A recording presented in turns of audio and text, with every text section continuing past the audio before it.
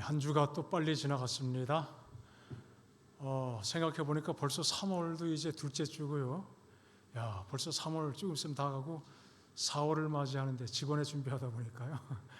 벌써 1년이 3분의 1이 지나가는 거야. 잘 믿겨지지 않습니다만 사실입니다. 자, 우리가 정말 빠르게 지나가는 세월 속에서 내일 마음을 새롭게 하지 않으면은 중요한 많은 것들을 놓치겠다 하는 생각이 다시 한번 또 마음속에 강렬하게 느껴집니다. 하나님의 은혜 가운데서 우리의 삶이 하늘의 풍요로움으로 더 가득해지기를 간절히 소원합니다. 자, 우리 계속해서 이제 성경의 문 열기라는 총 제목입니다. 지난 주에 말씀드렸었죠. 창세기 1장부터 11장 그 앞부분에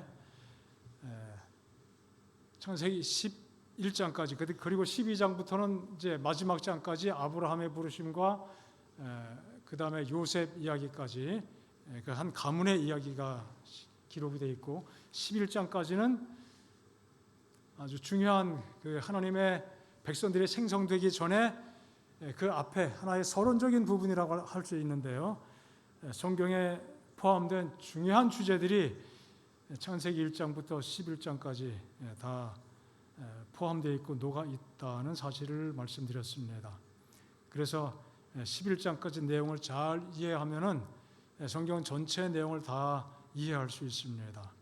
그런 관점을 가지고 창세기 11장까지 내용을 살펴보고자 합니다.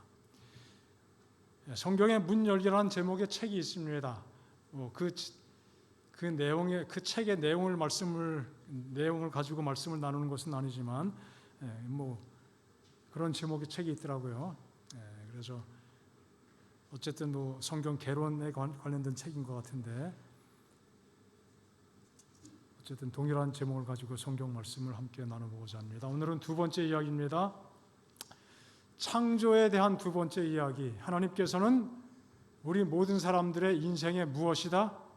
주인이다. 우리는 창세기를 통해서 하나님의 그 창조 기사를 통해서 무엇보다 이 사실을 깊이 확신할 필요가 있습니다. 여러분, 아이가 가장 평안할 때가 언제일까요? 엄마 품에 있을 때죠. 울다가도 그칠 수 있고 두려움이 있을 때도 이내 평안을 찾을 수 있는 때가 어머니의 품에 안길 때입니다. 자, 우리가 가장 마음속에 평안을 느낄 때가 언제일까요? 하나님의 품에 안겨 있을 때죠. 자, 이것은 유명한 화가 렘브란트라는 사람이 돌아온 탕자 누가복음 15장을 그림으로 묘사한 아주 유명한 그림입니다. 아버지의 품에 안겨 있을 때 정말 누더기를 걸쳐 입고 신발이 한쪽은 벗겨져 있고 때가 꼬장꼬장한 그 상황이지만 그 아버지가 따스한 손으로 안아주고 있죠. 여기 이 그림을 보면은 아버지의 손이 사뭇 다릅니다. 왼손은 더 크고 오른손은 더 작아요. 오른손은 그 어머니의 따스한 그 손길을 묘사하기 위해서 그렇게 그린 것이라고 그렇게 설명을 합니다. 여러 가지 아버지 앞에 가면서 이렇게 저렇게 이야기를 해야겠다고 계산하고 갔는데 아버지는 그런 이야기할 틈도 주지 않고 아버지가 하고 싶은 이야기를 다 쏟아내셨죠. 아버지의 품 안에서 이 아들은 한없는 평안과 위로와 또 힘을 얻게 되었을 것입니다. 자, 세상은 점점 편리해집니다. 그죠? 얼마나 편리해집니까?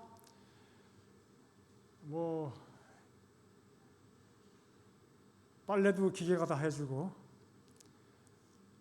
밥도 예전에는 불도 이렇게 물도 다 이렇게 관량해가지고 불도 조절해야 되는데 요즘에는 전기밥솥 꽂아 놓으면은 물론 물도 거기 이렇게 어디까지 물 하면 채우면 좋다고 이렇게 표시선도 되어 있고요.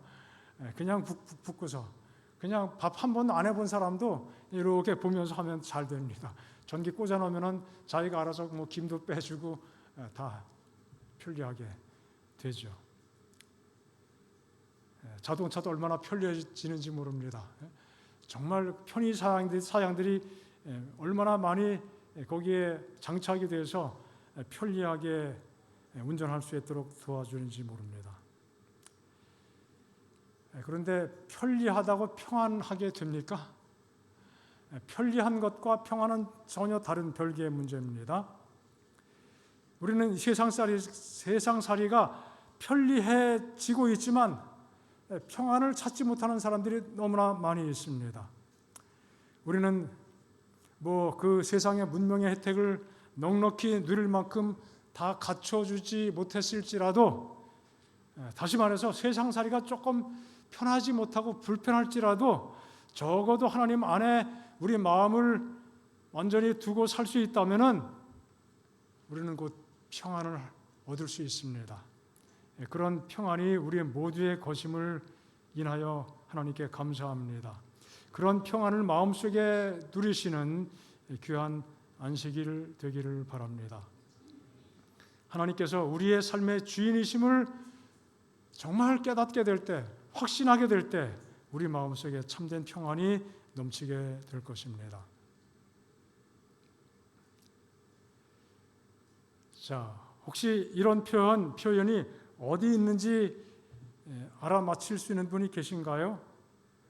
뭔가 이렇게 감성을 자극하는 그런 표현들이죠.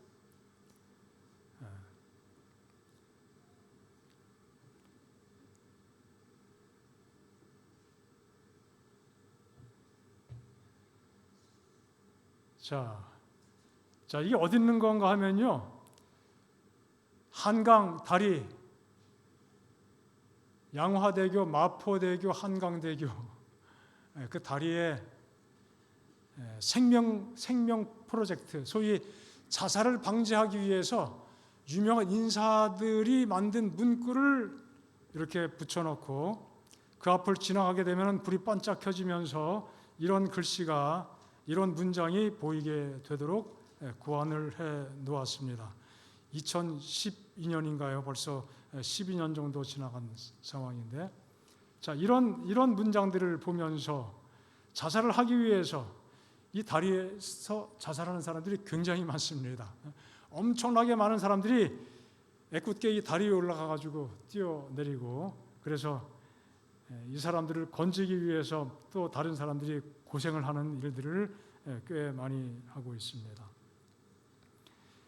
마포대교, 한강대교 이런 다리를 그래서 자살대교라고까지 이름 붙일 만큼 얼마나 많은 사람들이 이 다리에서 뛰어내리는지 모릅니다. 소위 그래서 그것을 방지하기 위해서 이런 구상을 하게 되었습니다.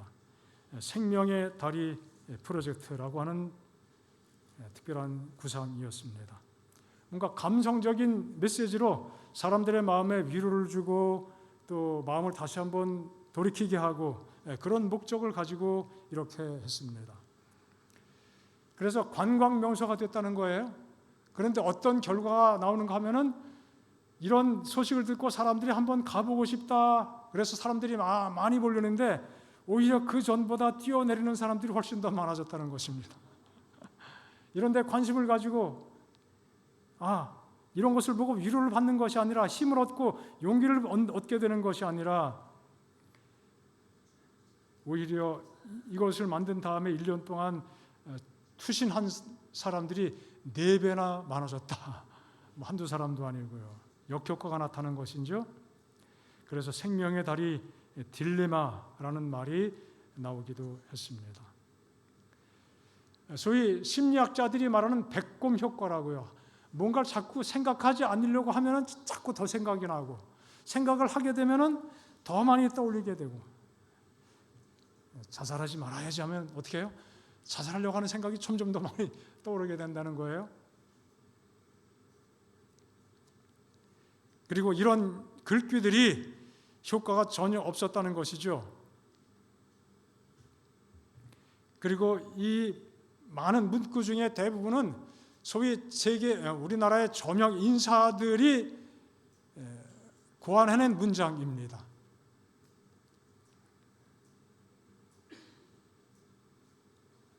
그리고 그런 일들 때문에 실패를 경험한 사람들이 실패를 딛고 일어선 다음에 뭔가 한마디씩 던져주면은 오히려 그것이 힘이 될 텐데, 실패도 모르고 승승장구한 사람들, 그냥 세상의 저명 인사들이 준비한 한 문장은 별로 사람들에게 위로나 힘이 되지 않고 마음속에 와닿지 않는다는 것이죠. 그들이 응원하는 힘내라, 이래라 저래라 하는 그것은 사람들의 마음속에 큰 영향을 미치지 못하게 된 것입니다. 십수년간 대한민국은 세계 자살률 몇 등이에요? 1등. 2등도 놓치지 않고 계속 1등입니다. 사람들이 살다가 고통을 당하고 희망이 사라질 때 드디어 삶의 의미를 상실하면서 자살하게 된다고 합니다. 그래서 뒤집으면은 아무리 삶에 고통이 있을지라도 불편할지라도 삶의 의미를 잃어버리지 않으면 어떻게 해요? 살아가게 되는 것입니다. 삶의 이유를 상실하게 될 때, 삶의 목적을 잃어버리게 될 때 사람들이 마지막 선택하는 것은 그것이 바로 자신의 목숨을 스스로 끊게 되는 것입니다. 정말 많은 사람들이 그들의 인생을 잃어버리고 그런 채로 살고 있음을 보게 됩니다.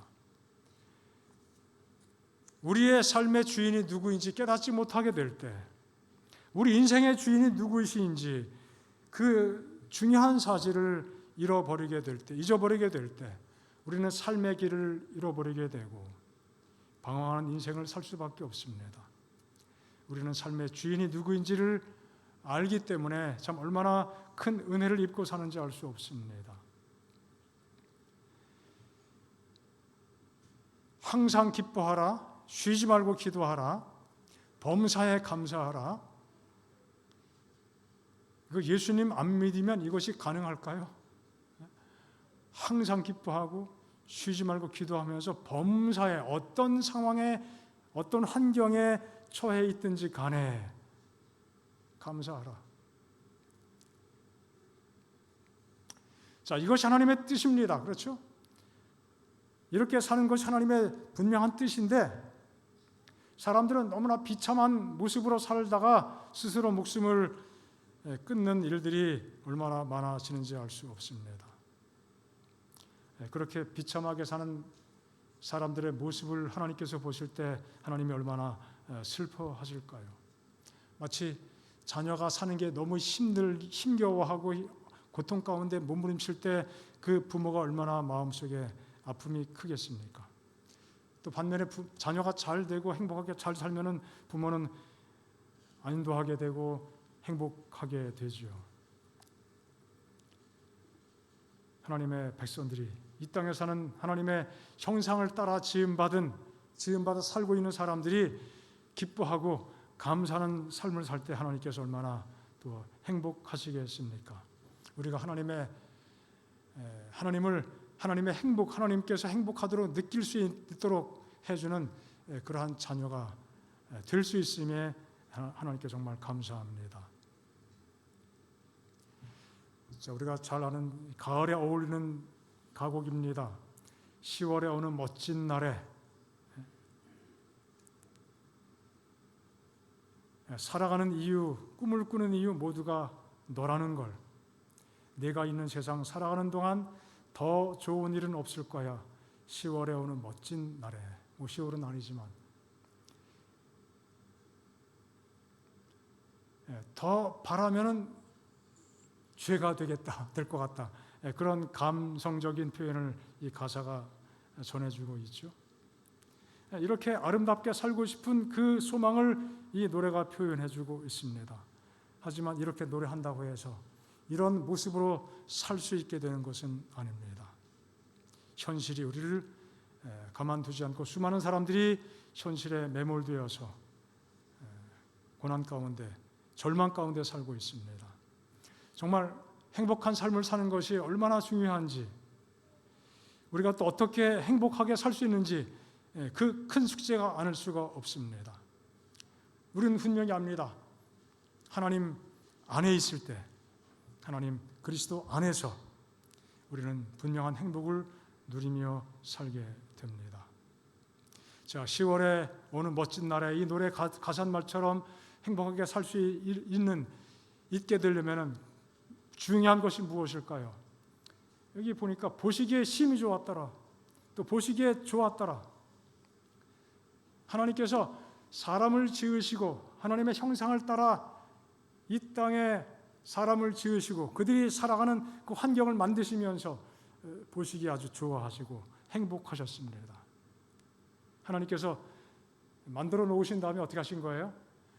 감탄하신 거죠. 와, 참 좋다. 정말 좋다. 정말 마음에 든다. 참 살만하겠다. 그런 세상을 하나님께서 만들어 주셨죠. 그래서 에덴이라고 하는 그 말은 행복, 기쁨, 그러한 의미를 가진 단어인 것으로 사전에서 정의합니다. 행복한 곳, 기쁜 곳입니다.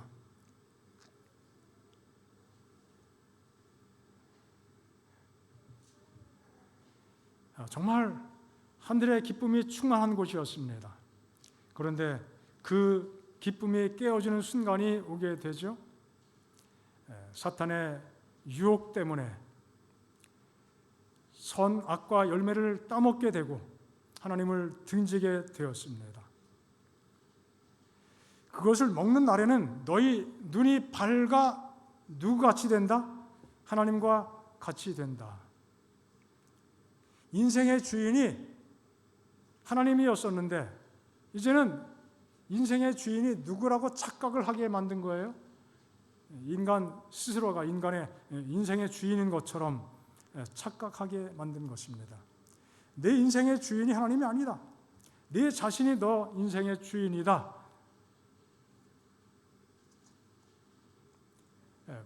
범죄의 첫 단추가 이렇게 끼워지게 됩니다. 정말 우리가 살아가면서 정말 내 인생은 내가 주인이야, 나는 내 인생의 정말 주인이야, 그렇게 말할 수 있는 사람이 있습니까? 인생의 주인이 자신이라면은 내가 계획하고 내가 꿈꾸고 내가 생각한 대로 인생이 이루어져야 돼요. 그런 대로 인생이 다 이루어지시는 분 혹시 계십니까? 내가 어릴 때부터 꿈꿔왔고 바라보았던 바로 그 모습이 오늘 내 모습이야. 그런 분 계세요?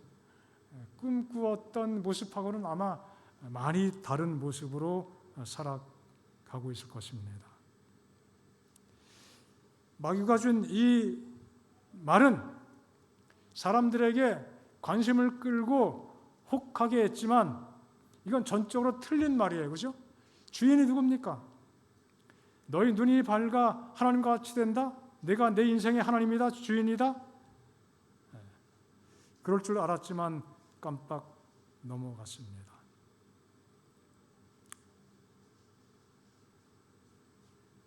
자, 유럽이나 미국 대륙 쪽에 가면은 아직 한국에는 들어온 것으로는 파악되지 않았습니다.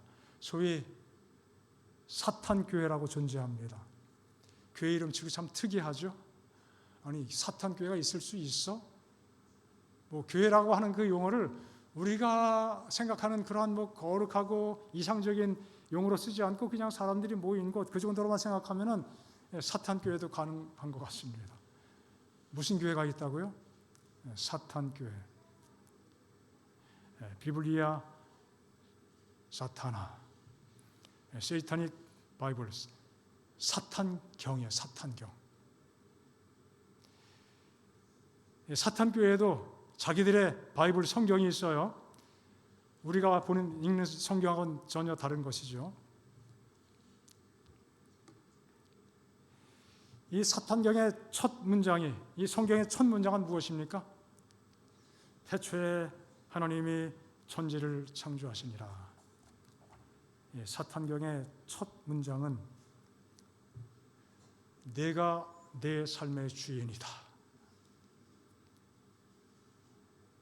마귀가 아담 하와를 유혹했던, 특별히 아담을 유혹했던 그 표현과 큰 차이가 없습니다. 내 자신이 내 삶의 주인이다. 내 스스로 내 자신의 구세주다. 내가 내 자신의 구세주다. 그렇게 스스로에게 자꾸 말하라고 하는 것입니다.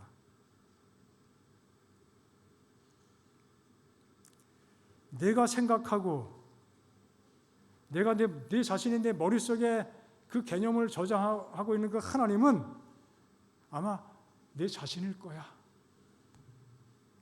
자신이 스스로에게 하나님이 되고 인생의 주인이 되려고 하는 것이죠. 자, 사탄이 이런 기별을 지금도 사람들에게 확산을 시켜주고 있습니다. 아담에게 그 말로 죄짓게 만들었습니다. 그렇게 함으로 인류의 삶은 잘된 것이 아니라 아주 망가지게 됐죠. 내가 하나님이야. 내 뜻대로 살아. 내 마음대로 살아갈 수 있어. 내가 하고 싶은 대로 살아야 돼. 이것이 마귀의 기별입니다. 왜 하나님이 하라는 대로만 살아야 되냐?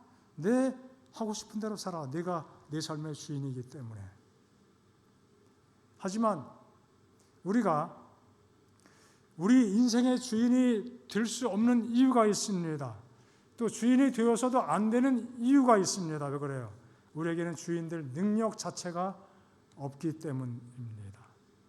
우리는 한치 앞도 내다보지 못하는 연약한 존재들입니다.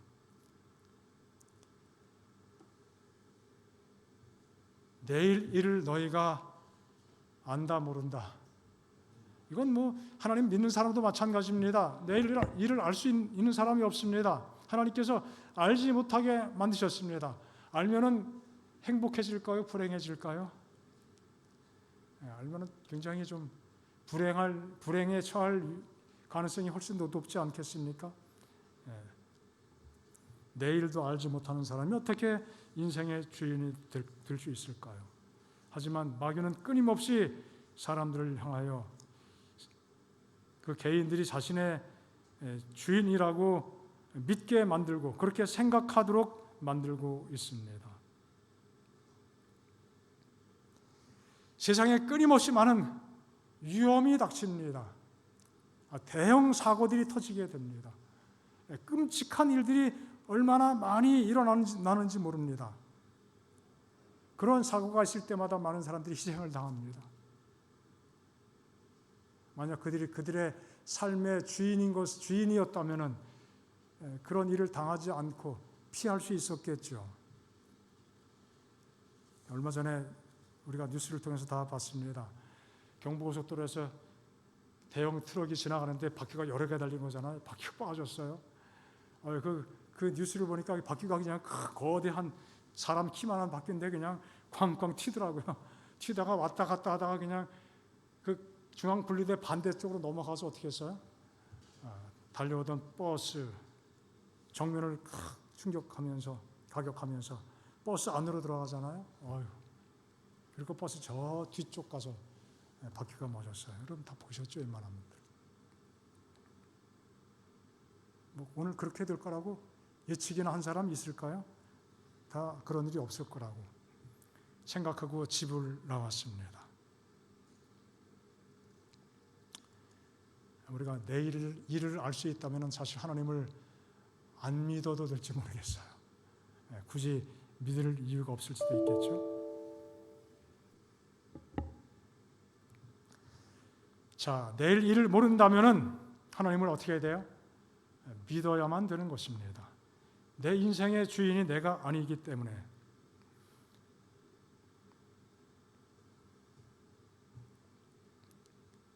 자, 성경은 인생을 한낱 바람 같다고 말씀하고 있습니다. 개역 성경은 한 호흡, 숨 한 번 쉬는 것, 한낱 바람 같다. 그것을 기억해야 된다는 말씀입니다. 솔로몬도 인생의 헛됨을 여러 번 반복해서 표현하고 있죠. 잘 기억하는 1장 1절 헛되다는 말을 5번 반복해서 강조하고 있습니다. 다 헛되고 무익하고 바람 잡는 것 같고, 이런 것이 인생인데 어떻게 사람들이 자신의 삶의 주인이 될 수 있겠어요? 말이 안 되는 것입니다. 저희가 먹어도 배부르지 아니하고 행음해도 수혜가 더하지 못하고, 이것이 우리 삶의, 하나님을 떠난 사람들의 삶의 모습임을 말씀하고 있습니다. 내가 먹으나 배부르지 못하고 속이 항상 빌 것이다. 하나님을 떠난 사람, 그런 인생, 아무리 먹어도 배부르지 않는 그 헛헛증에 걸린 사람들처럼 속이 항상 비고 허전하고 마음이 안정되지 못하고 마음속에 평안이 없고, 그런 것이 우리의 삶의 모습이라고 말씀하셨습니다. 터진 웅덩이 같은, 그래서 아무리 물을 가득 담아도 물이 담기지 않는, 그것이 하나님을 떠난 사람들의 삶의 모습이라고 말씀하고 있습니다.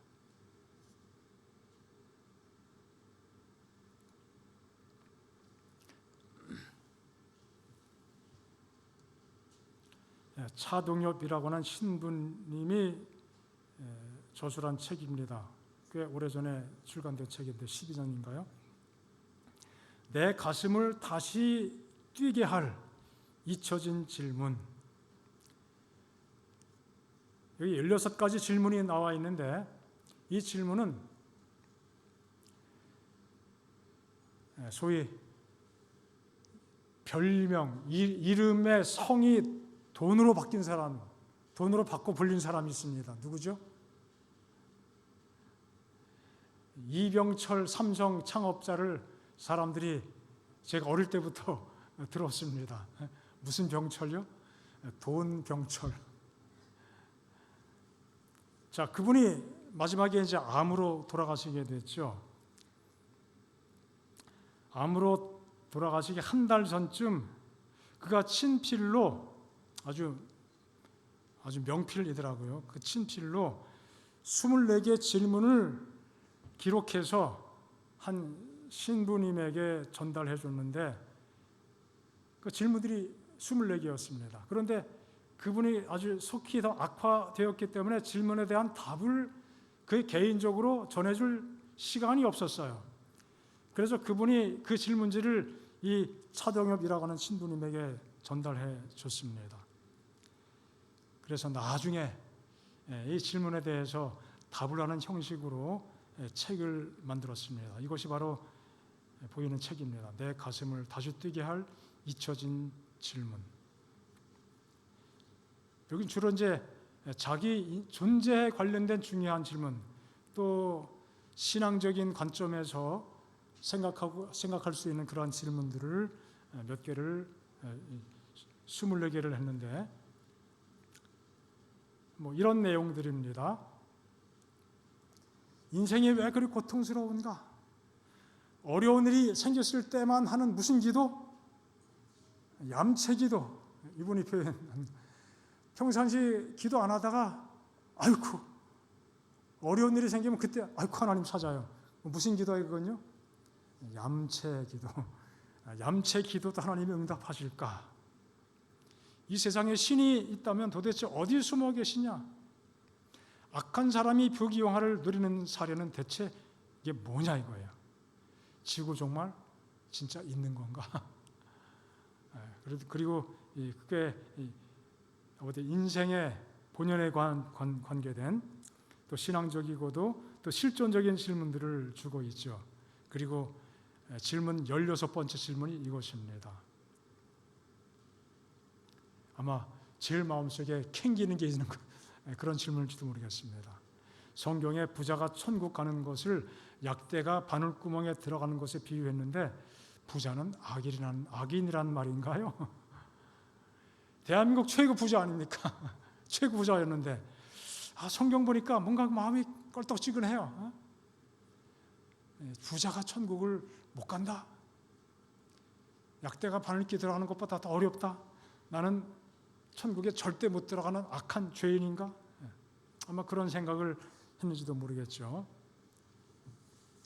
자, 이런 질문을 주고 이제 이런 것에 대한 답변을 기록한 책이 소개해드린 책입니다. 특별히 이 16번의 질문에 대해서는 나눔을 강조한 예수님의 말씀을 드러내면서 이웃과 잘 나누는 부자가 있다면은 뭐 당연히 천국 가지 않겠나. 이건 신부님의 개인적인 견해입니다. 자, 문제는 무엇입니까? 인간이 아무리 물질을 풍부하게 누리고 넉넉하게 살아갈지라도 어느 순간에 자기 실존의 문제 앞에서는 정말 아무것도 아니구나. 특별히 이분처럼 죽음을 눈앞에 두고 점점점 체력이 약해지는 그런 상황에 있을 때 내 자신이 아무것도 아니구나. 참으로 벌거벗은 존재임을 고백할 수 없는 그 상황을 보게 되는 것입니다. 하나님을 떠나서는 우리가 다 그와 같은 허무함에 빠져들 수밖에 없는 것이죠. 사대교회 주신 기별처럼 내가 살았다 하는 이름은 가졌지만 실상은 어떤 사람이요? 죽은 자와 같다. 죽은 자와 다름없다는 것이죠. 하나님을 삶의 주인으로 삼지 않고 살아갈 때 다 이런 모습을 가지고 살아갈 수밖에 없는 것입니다. 우리는 예수님의 기도를 통해서 우리의 삶의 주인이 누구이신지에 대해서 우리가 어떤 마음과 어떤 태도를 가지고 생각해야 되는지를 다시 한번 생각하게 됩니다. 예수님께서도 그분의 이 지상에서 삶의 주인됨을 강조하지 않고 주장하지 않고 하나님께서 아버지께서 그분의 삶의 주인이심을 깊이 인식하고 고백하고 기도하셨습니다. 내 뜻대로 마옵시고 정말 이 끔찍한 십자가의 고난, 이 쓰라린 잔 그냥 지나가면 참 좋겠지만 피할 길이 없어 보입니다. 그분의 마음속에는 이것이 그냥 지나갔으면 좋겠다는 생각이 인간적으로 들었지만 최종적으로 그러나 나의 원대로 마옵시고 아버지의 원대로 하옵소서 그렇게 기도하셨습니다. 무슨 의미입니까? 삶의 주인이 우리가 될 수 없고 하나님이신 것을 철저하게 고백하고 인정하는 기도가 아니겠습니까? 철저한 자기 부정의 모습을 보게 됩니다. 내 뜻대로 사는 것이 행복한 삶이라고 생각하기 쉽지만 아버지의 뜻대로 사는 것이야말로 가장 복된 길인 것을 고백하는 기도입니다.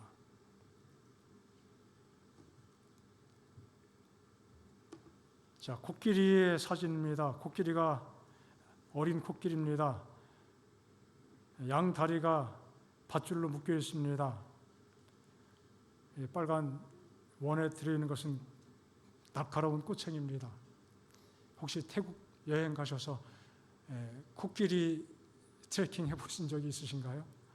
저는 단체로 한번 갔다가 뭐 하는 거라고 같이 해서 왔는데 아유 얼마나 참 코끼리가 불쌍하든지 이거 절대 하면 안 되겠구나. 그 거대한 코끼리가 등에 박스를 얹고 그 안에 사람이 타고 이제 뒤에 그 의자가 실려져 있죠. 코끼리를 부르는 사람이 있습니다. 뾰족한 꼬챙이로 머리를 이렇게 가격하면은 그냥 따라가는 거예요. 방향을 틀고 온 머리에 상처투성이. 코끼리가 참 너무 불쌍하게 보였습니다.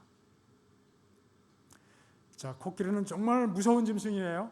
사자도 건드리지 못하는 무서운 짐승입니다. 몸무게가 큰 거는 6톤까지 나간다니까요. 코끼리가 힘을 쓰면은 아마 웬만한 차들은 다 뒤집어질 겁니다. 그렇죠? 아주 괴력을 발휘합니다. 자, 이렇게 거대하고 무섭고 성질이 사납고 힘이 막강한 코끼리지만 서커스단에 붙들려 가면은 누구처럼 돼요? 머리 깎인 삼손처럼 되고 맙니다. 아주 맥없이 사람들의 말에 순응하게 되는 것이죠. 순진한, 순한 애완용 동물이 되고 마는 것입니다. 바로 이렇게 어린 코끼리를 나무에 붙들어 매 놓으면은 그가 그 밧줄의 그 범위를 벗어나지 않게 된다고 하는 것입니다. 뭐 처음에는 막 발버둥거리지만은 아무리 발버둥거려도 소용이 없으니까 포기하게 된다는 것입니다. 이런 식으로 붙들어 매놓고 고통을 가하면은 그걸 그대로 받아들이고 성인 코끼리가 다 개체가 다 큰 다음에도 여전히 어릴 때 그 모습에 사로잡히고 그 기억에 사로잡혀서 그 막강한 힘을 발휘하지 않고 사람들에게 순응하게 된다는 것이죠. 완전히 길들여진 것이죠.